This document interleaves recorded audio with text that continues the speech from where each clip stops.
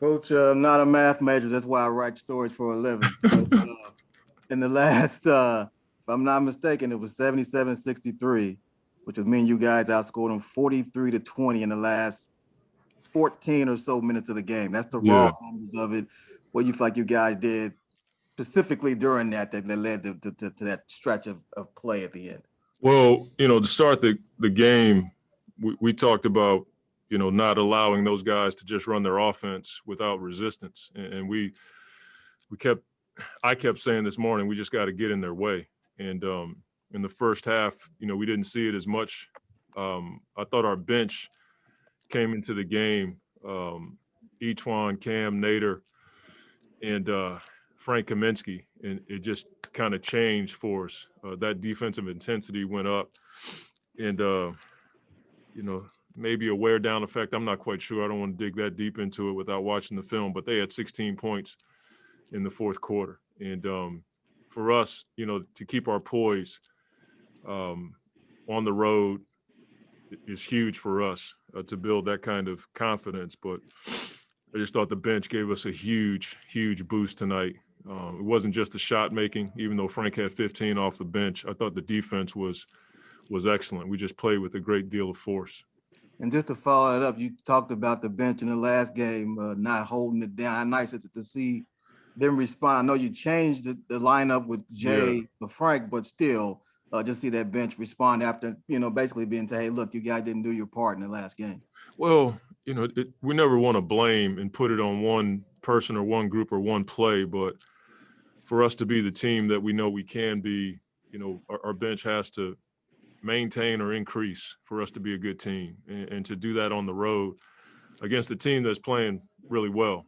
I think the only team that's beaten these guys in about a week and a half has been Philadelphia. So we understood that we were playing a team that had a lot of confidence, riding Zach, who's an all-star and a really good player. And I think the paint points tonight, we had 60 plus paint points. I mean, that's a mentality that we like to have on offense is paint to great. Getting to the paint means we're making an effort to attack teams off the dribble or with the pass. So our bench was huge. Even the guys that didn't score a ton, like Nader, his activity and defensively, the guys were just out there making plays. So just grateful to get this first win on the road. Next would be Kellen Olson with Arizona Sports, and then Gina Mizell.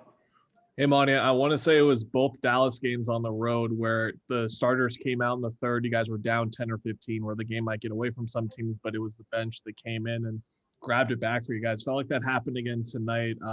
Just what have you seen from the second unit in those spurts? Is it the defense, like you said, where they lead through that? Well, there's no one in that second group that can just go win a game by themselves.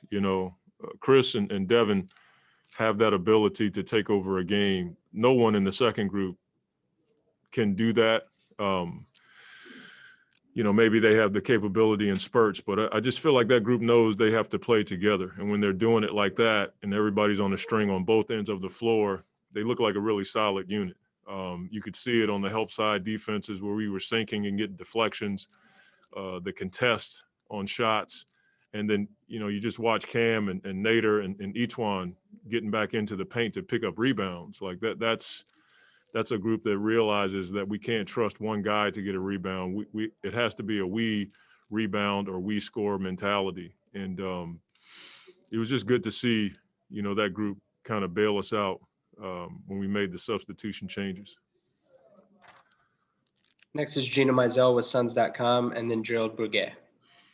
Hey, Monty. It's been, I think, over a month now since you guys lost more than one game in a row. And so I guess maybe pulling out, just maybe speak to the ability of your team to follow up a loss with a win in a number of different fashions as far as how you guys have won those games immediately after a loss, but just the importance of kind of, stopping the bleeding immediately and moving forward. I just think our guys are competitive. When we lose games, you could feel the gym. Guys want to get back on the floor and play. We have great focus in our meetings, but one of the things I look for in a group is remorse after a loss. You know, we all feel like, you know what? I mean, food doesn't taste good. You know, your sleep isn't the same. You're overthinking. And to me, that's a great sign that guys really care when they have that kind of remorse. So we have that kind of team. Once we lose a game, you know, our guys can't wait to get back on the floor so we can, you know, try to win one and get rid of that feeling. Next to be Gerald Brigade with Fansided.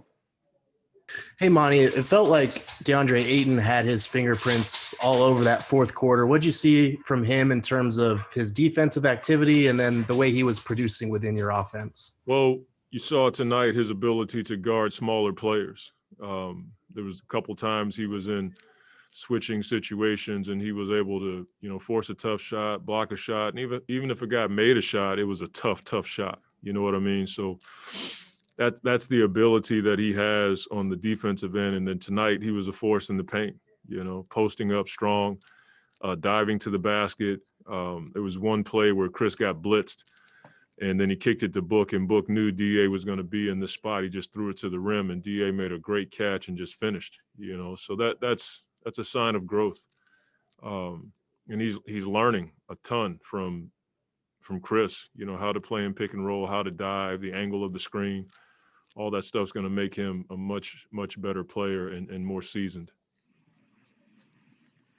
Final question is Dwayne Rankin with the Arizona Republic.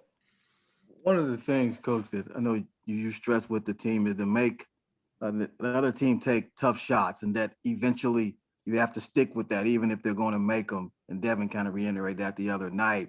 How much did that kick in that second half where Chicago's shots just weren't coming as easy as they were when they got up by 16? Well, I thought we did a much better job of taking away the paint. The initial paint drives just weren't there for them.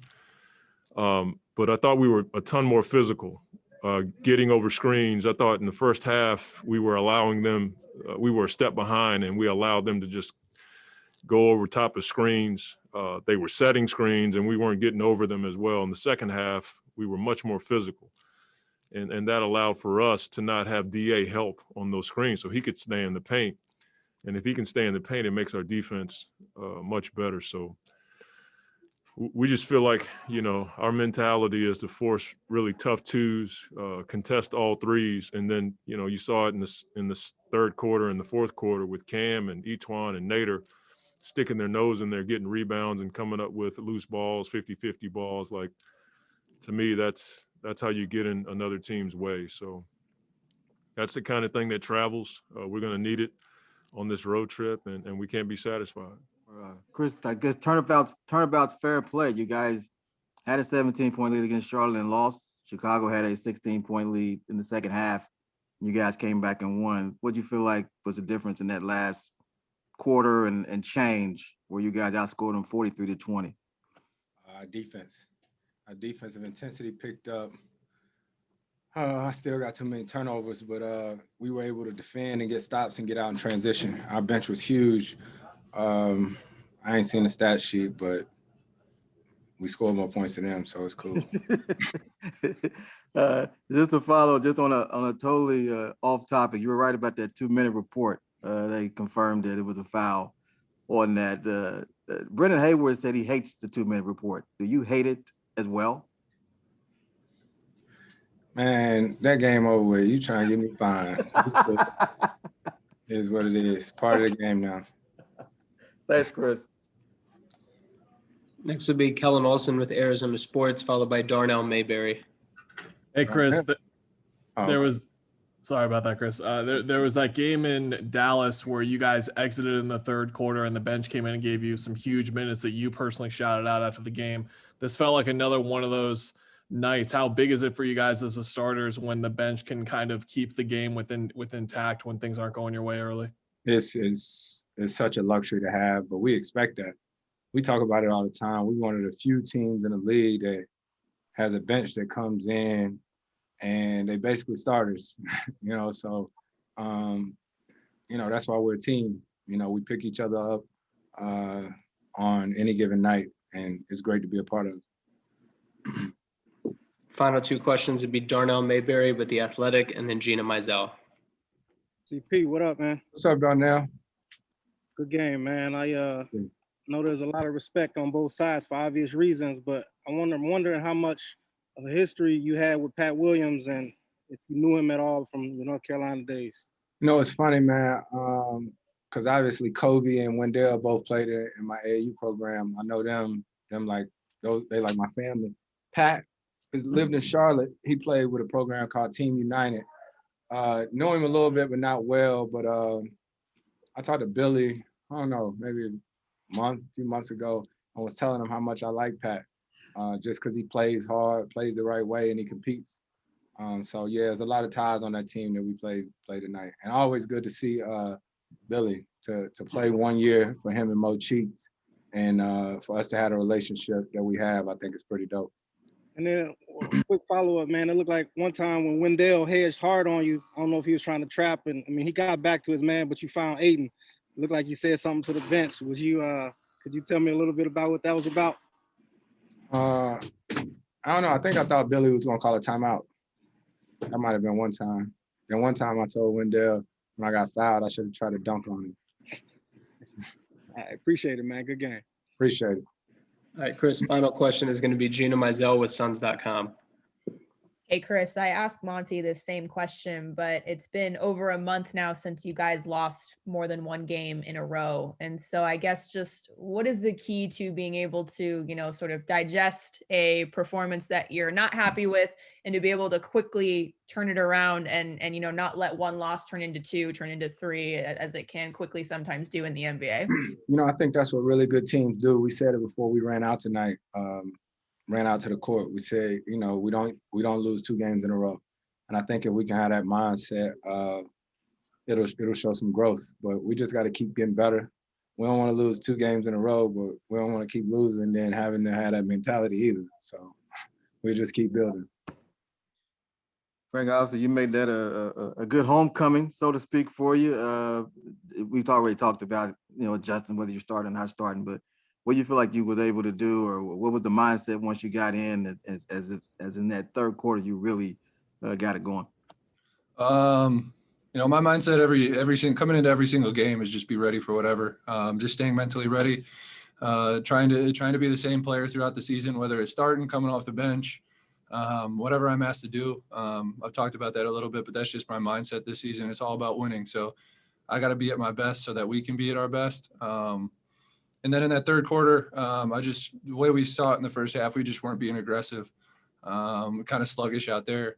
That kind of carried over a little bit into the second half. So our second unit talked about it on the bench, especially at the beginning of that half there, that we just had to come out and play with energy and try to change the game. And we were able to do that. We went on a nice little run that kind of really spurred our defense going into the fourth quarter.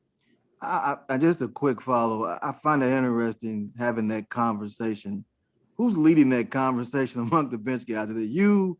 Is it, who's the one saying, hey, we got to do this? Or is it a collective thing back and forth? It's kind of all of us.